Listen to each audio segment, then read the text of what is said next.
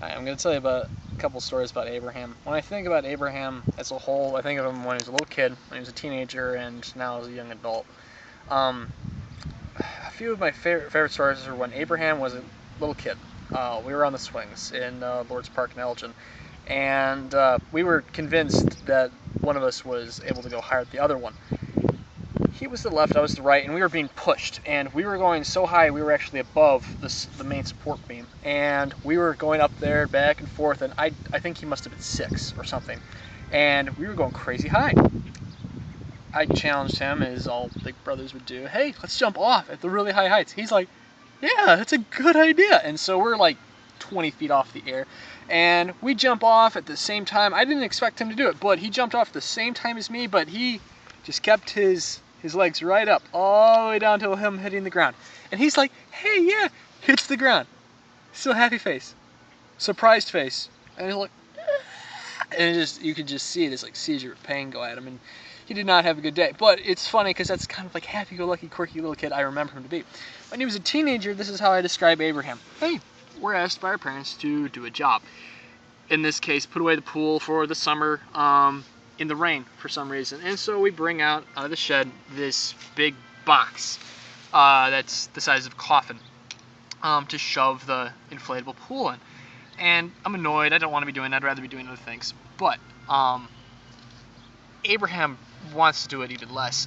So he's determined to sabotage the whole shenanigans with he gets inside the box. I'm like, Abe, get out of the box, please. He answers me, but with meow. I'm like, oh god. He's been doing this thing all day where he kind of just like blocks everyone doing anything with meow. And so he continues to act like a cat, and meow the entire time for the next 20 minutes, I kid you not.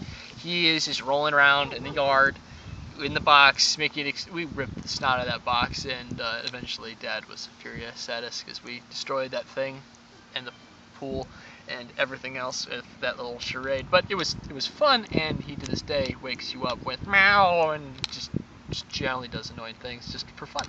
But now a more serious story is when I came back and he had just come back. We were at odds because we were always a little bit at odds because we were both young competing men, and we were but I hated his guts, and I don't know, he jealous of my looks. I don't know, but we did not like each other when he first came back from boot, and that's true.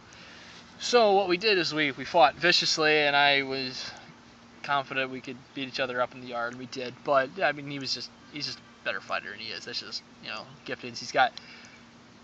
We were just furious at each other. We just beat the crap out of each other and whatnot. And we eventually fought so much that we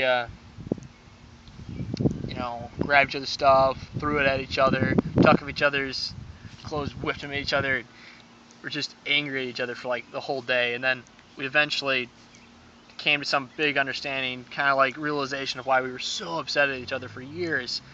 And I think with it and the experience of us being like battle buddies, if you understand that term, has made us closer than we ever were as brothers, now that we're brothers in arms. And I really enjoy that, because now without like the army and the life experiences I've had, I could not be as good a sibling and friend that Abraham is to me.